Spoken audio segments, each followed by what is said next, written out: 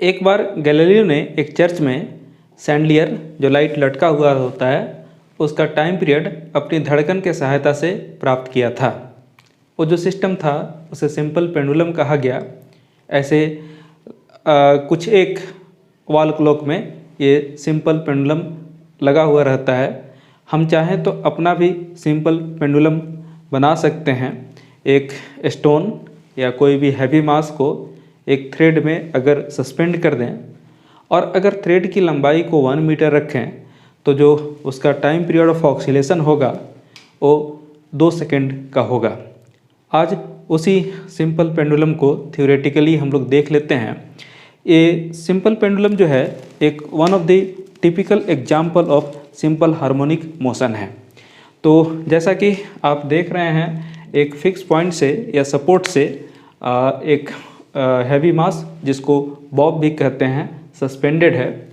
अगर हम हुक तक के लेंथ को स्मॉल एल बोलें और इसके रेडियस को आर बोलें तो सस्पेंशन पॉइंट से लेकर के सेंटर तक का डिस्टेंस इफेक्टिव लेंथ कहलाएगा, जो length of the thread up to hook plus R के सम के इक्वल होगा। अब अगर इसके मोशन की बात करें तो ये टू एंड फ्रो मूव करेगा अगर इसको इसके मीन पोजीशन से डिस्टर्ब कर दिया जाए। अभी फ़िलहाल ये मीन पोजीशन पे है और डिस्टर्बेंस के बाद ये कुछ इस तरह का मोशन एग्जीक्यूट करने लगेगा टू एंड फ्रो। चलिए किसी एक पोजीशन पे इसे हम मार्क कर लेते हैं। सपोज कीजिए कि ये पोजीशन हमने मार्क करके रखा है। ओके, तो ऐसे केस में इसका mg हर समय नीचे की तरफ काम करेगा और दूसरा फोर्स टेंशन की बात करें वो सस्पेंशन पॉइंट के तरफ काम करेगा। यहाँ पर टेंशन की बात करें तो ऐसा, लेकिन हाँ टेंशन हर पॉइंट पे बदलता जाएगा। इसको आप T डैश कह सकते हैं। mg जो है हमेशा वर्टिकली डाउनवर्ड काम करेगा और ऐसा ले लिया जाए। इस एंगल को अगर थीटा मान लें, ओके, और इस लाइन को अगर आगे तक बढ़ा दिया जाए तो यह भी एंगल थीटा होगा। अब इस हिसाब से टेंशन mg को यहाँ पर बैलेंस कर रहा था, उस जगह पे देखें तो mg का 2 कंपोनेंट रिजॉल्व होगा। आप इसको रिजॉल्व कर सकते हैं। एक तो आपको इधर mg cos थीटा मिल जाएगा और आप देखिए mg cos थीटा टेंशन को हमेशा बैलेंस करता रहेगा। उसके कारण जो टॉर्क प्रोड्यूस होगा वो टॉर्क 0 होगा। अगर यहाँ पर देखें तो थीटा की वैल्यू 0 होगी और तब यहाँ पर cos 0 चाहें तो लिख सकते हैं, cos 0 1 हो जाएगा। तो आप mg cos थीटा वाला कंपोनेंट टेंशन से बैलेंस होता हुआ हमेशा देख रहे हैं। एक और इस फोर्स का कंपोनेंट जो परपेंडिकुलर कंपोनेंट होगा वो इस तरफ आप इस कंपोनेंट को शो कर सकते हैं, बता भी सकते हैं। ये बेसिकली mg sin थीटा है और mg sin थीटा ओके का वर्क क्या है, तो बेसिकली जो बॉब है उसको मीन पोजीशन की तरफ लेकर के आएगा। अगर ये इस तरफ भी चला जाए तो फिर से आप देखेंगे इसको वापस लाने का काम करेगा। बिकॉज ये वापस लाने का काम कर रहा है इसलिए आप इसका नाम रीस्टोरिंग फोर्स की बात कर सकते हैं। और रीस्टोरिंग फोर्स का डायरेक्शन एंगुलर डिस्प्लेसमेंट का अपोजिट है, इसीलिए आप इसको -mg sin थीटा लिख लें तो बेहतर होगा। चलिए ठीक है, रीस्टोरिंग फोर्स की तो बात हो गई। अब ये फोर्स जो है परपेंडिकुलरली एक्ट कर रहा है इसलिए एक टॉर्क भी प्रोड्यूस करेगा। तो अब यहाँ पर आप रीस्टोरिंग टॉर्क की बात करें तो रीस्टोरिंग टॉर्क है ना कितना होगा, तो ये हो जाएगा आपको -mg sin थीटा, तो परपेंडिकुलर फोर्स हो गया and into perpendicular distance from the axis of rotation जो बेसिकली L से डिनोट कर रहे थे इफेक्टिव लेंथ, तो ऐसा। ओके, अगर हम एक काम करें, काम क्या करें, न्यूटन्स फार्मूला रोटेशनल डायनेमिक्स का अप्लाई कर लें तो जो टॉर्क होता है, ठीक है, वो टॉर्क का फार्मूला I इंटू अल्फ़ा के बराबर होगा। तो दोनों ही टॉर्क हम ऑब्टेन कर चुके हैं। अंडर इक्विलिब्रियम की बात करें तो हम ऐसा लिख सकते हैं कि I into alpha is equal to minus M G, है ना, इंटू साइन थीटा। ओके, यहाँ से आप अल्फ़ा को लिख सकते हैं माइनस एम जी, है ना। अच्छा, वहाँ एल भी था, एल भी लिख लीजिए, L by I into sine theta. Okay, इस इक्वेशन तक आने के बाद मान लीजिए कि इक्वेशन नंबर 1 है। थीटा की बात करें, थीटा हम लोग क्या लिख सकते हैं?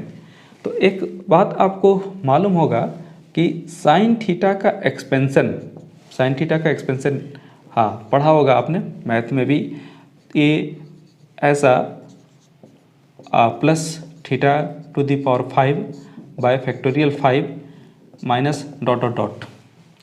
अब यहाँ पर एक कंडीशन निकाल लें, कंडीशन अप्लाई कर लें। क्या condition? If theta is small, theta अगर छोटा हो। ओके, तो ऑब्वियस है कि हायर टर्म्स ये सब जो है ना, ये बेसिकली नेग्लिजिबल हो जाएंगे, है ना, नेग्लिजिबल हो जाएंगे। और अगर ये नेग्लिजिबल हो गए तो आप राउंड ऑफ करके sine theta is nearly equal to theta लिख सकते हैं। ये इक्वेशन नंबर 2। अब हम अगर थीटा को स्मॉल ना रखें तो क्या होगा? तो ऑक्सीलेशन वाले पार्ट में आपने एक चीज़ देखा होगा कि वैसे केस में ऑक्सीलेशन डैम्प हो जाता है, और डैम्प ऑक्सीलेशन में एम्पलीट्यूड घटने लगता है, और ऑक्सीलेशन भी सिंपल हार्मोनिक मोशन वाला कंसेप्ट अप्लाई नहीं होता है।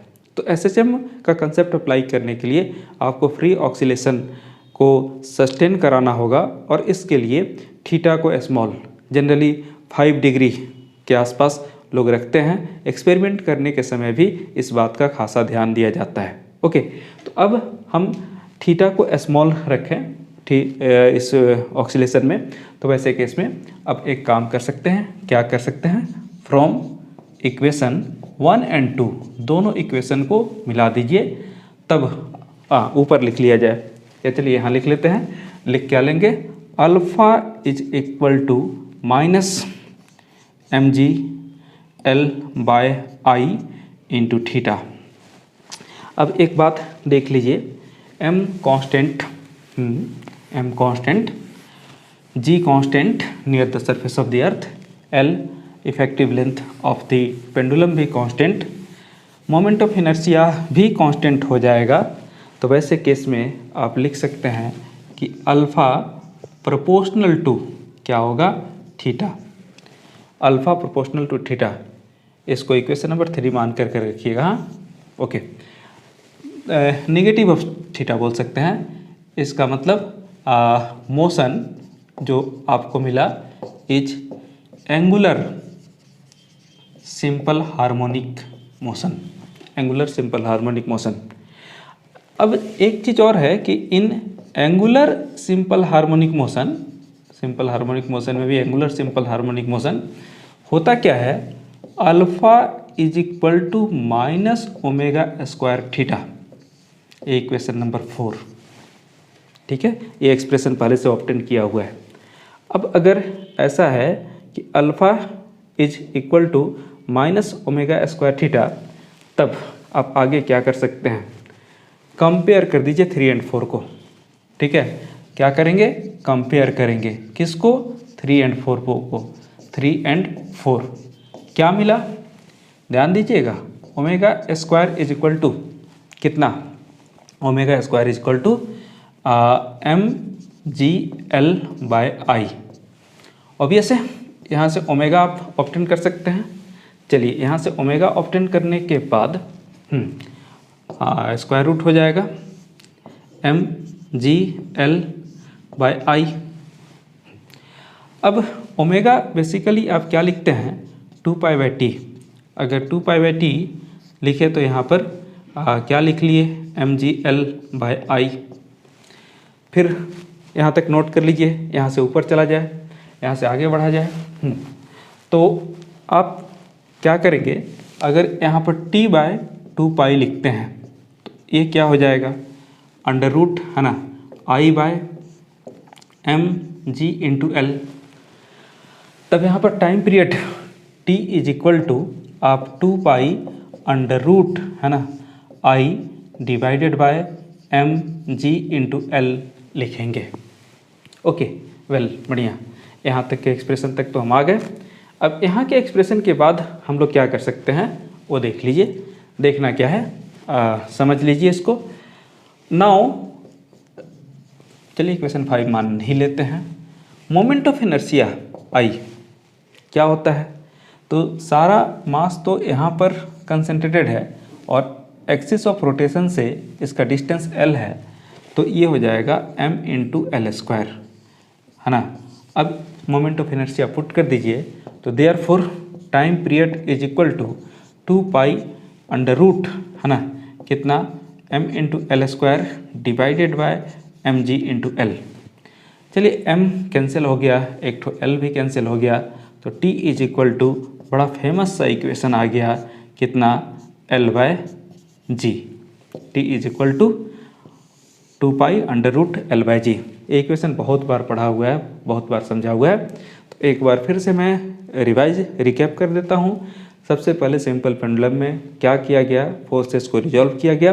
रिजॉल्व करके आपने रिस्टोरिंग टॉर्क निकाल लिया और उसको टॉर्क के साथ इक्वेट किया, तो अल्फ़ा का वैल्यू आया। अल्फ़ा का वैल्यू आने के बाद से थीटा को स्मॉल दिखाया और थीटा को स्मॉल दिखाने के बाद जब आपके पास आया रिजल्ट, तो आपने क्या शो कर लिया कि ये एंगुलर एसएचएम होगा, और एंगुलर एसएचएम हो गया तो आगे की कहानी ओमेगा निकाल करके टाइम पीरियड तक हमने निकाल दिया। ये time period of simple pendulum है। अब एक क्वेश्चन जो एनसीईआरटी में है उसमें दिया हुआ है कि अगर टाइम पीरियड 2 सेकेंड है ना, एनसीईआरटी का जो क्वेश्चन बोर्ड पे आपको दिख रहा होगा, तो टाइम पीरियड को बोला है 2 सेकेंड्स, ओके, और तब पूछा है L इज इक्वल टू कितना।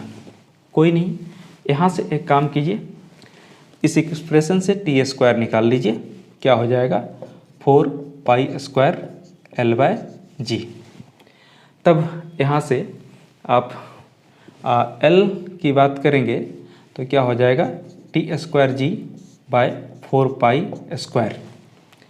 ठीक है, एक काम कीजिए, t को पुट कर दीजिए, ये 4 हो गया 2 का स्क्वायर इंटू जी 9.8 है ना, 4 तो ठीक है, इंटू पाई का स्क्वायर भी आप देखेंगे 9.8 के आसपास होता है, तो नियरली इक्वल टू कितना 1 मीटर। शुरुआत यहीं से किए थे कि अगर हम अपना एक सिंपल पेंडुलम डिजाइन कर लें और तब उसके टाइम पीरियड को मेजर करें तो टाइम पीरियड 2 सेकेंड आएगा, जो इफेक्टिव लेंथ 1 मीटर अगर मेंटेन करें। Thank you.